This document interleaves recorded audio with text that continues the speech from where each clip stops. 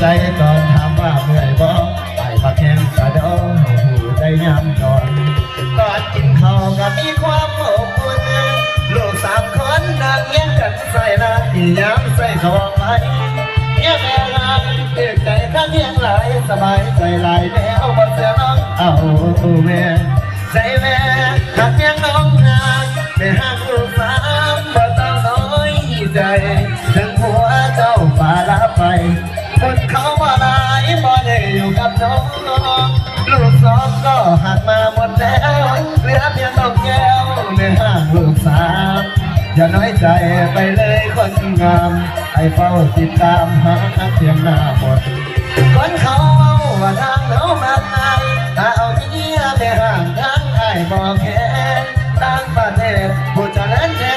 ก็ยังรักคือกันเขาเป็นคนสามัญสีปัญญาโอ้ยเด้อน้องเอาขอบใจผู้ขอมาเด้อสาวไม่ห่างลูก3เด้อขอบใจมาได้ใจนะได้ที่เนาะอยู่ดีมีแห้งกับสุขุสุพรรณจ้าขอบใจนะ